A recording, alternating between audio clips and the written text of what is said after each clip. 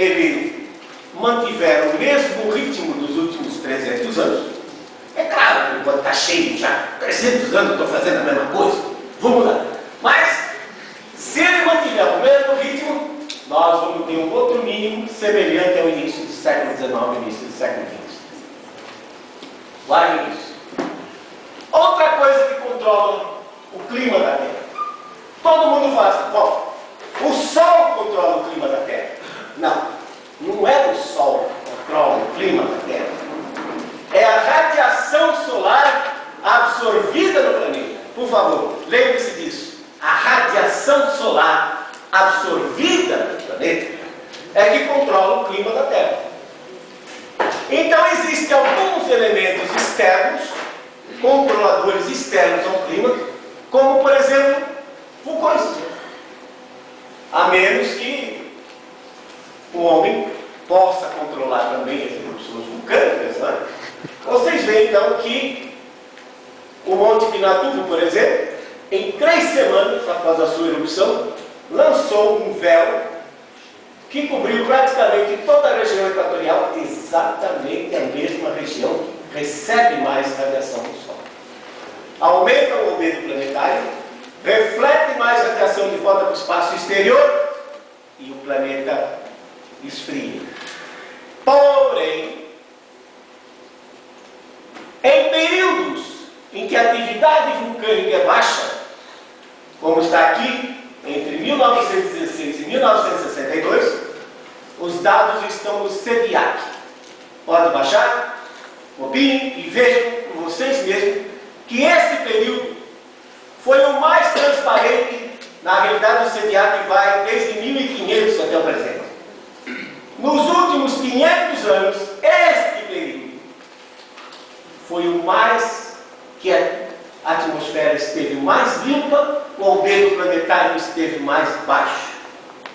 Menor albedo planetário, maior entrada de energia. E, se por acaso o Sol estiver produzindo mais energia nesse período, o resultado é um aquecimento global. Fácil de explicar. Né?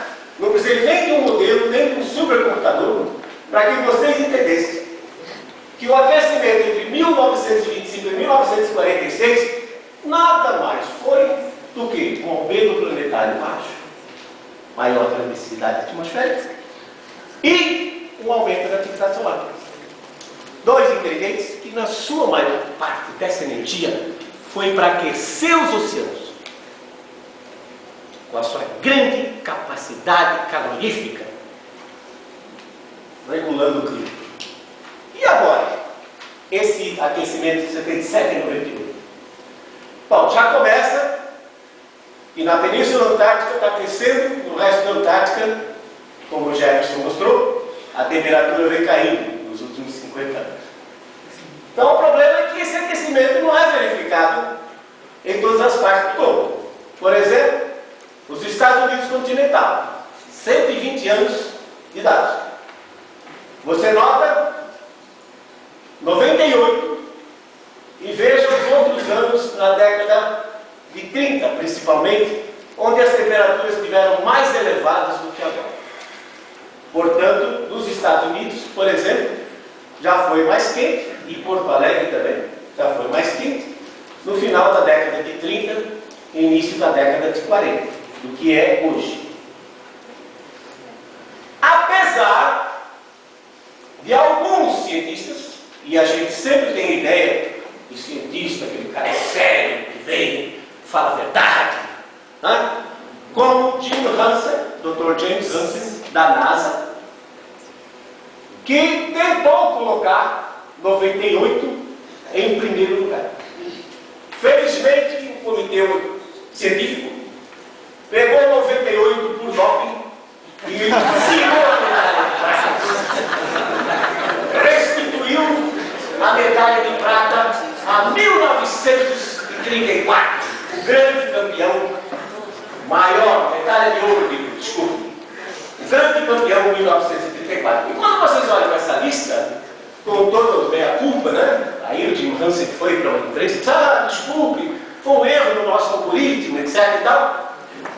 34, 21, 31, 53, 38 e 39.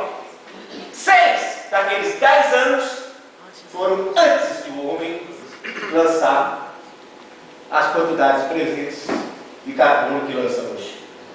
Tem outros problemas. Por exemplo, quando começou essa série, tinha 200 estações. 199 no hemisfério norte, uma no hemisfério sul. Bem distribuída, global. 1960 chegou a 14 mil. Mas sabe que custa caro manter uma estação, né? Aí vai diminuindo. Onde é que diminui? Nas regiões remotas. Onde, por exemplo? Na Sibéria.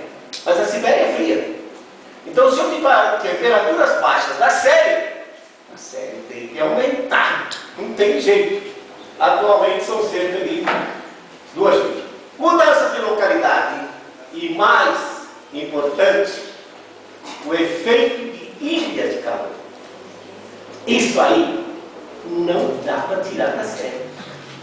Não tem mágica, não tem algoritmo que faça você criar uma equaçãozinha e dizer, não, vou subtrair tantos décimos de grau por conta do tamanho da cidade.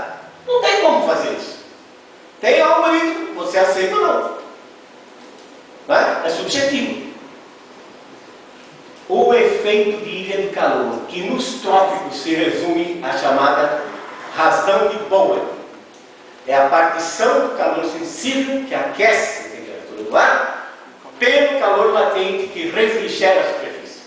E aqui, senhores climatologistas urbanos, por favor, quando fizerem os seus trabalhos, refiram-se à razão de Bowen nos trópicos como a grande responsável pelo efeito de ilha de calor. Não tem como tirar. Como nós estamos discutindo questão de décimos, até a média dos cálculos, né, como se faz a média, entra na jogada. Por exemplo, muitos países pegam T máximo e T mínimo, somam e dividem por 2.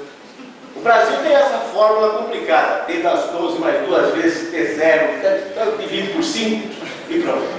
Se nós estamos discutindo décimo de grau, então o método, variando como faz a média, certamente deve dar diferença. Tá? Então esse aquecimento, ele é questionável pelo efeito principalmente. Uma, que ele não é representativo hoje em termos de estações no mundo todo. Segundo, o efeito de ilha de calor. O que era a Viena em 1740, quando começaram a medir temperatura? O que é Viena hoje? Berlim, 1760. O que é Berlim hoje? Então, é muito difícil você aceitar aquela curva do tipo rock stick, tá? Taco de rock. Segunda pérola do IPCC. A concentração de CO2 em 2005, 379 ppm, V por volume, ultrapassou o limite natural dos últimos 650 mil anos. Olha, vou te contar. Se eu não sei, o cara precisa ser muito macho para fazer uma afirmação dessa. Sim, precisa ser muito macho para fazer uma afirmação dessa. Bom, se eu pegar uma boa, tá bom. Em 1957, o Charles Killing inventou um instrumentinho, quer dizer, já existia cromatógrafo de gás, mas ele detém os direitos até hoje, mesmo depois de morto. E começaram a medir. Essa parte azul aqui era na Califórnia, no Instituto Oceanográfico Springs. Mas convenhamos que medir CO2 na Califórnia não é uma verdade. Não tem ondas boas, a temperatura do oceano é baixa. Então vamos medir mal na Lua. Lá é legal, é Havaí, trocaram a estação lá. E até agora chegou a 379. Hoje já está um pouco mais, 385. Então, quem vê isso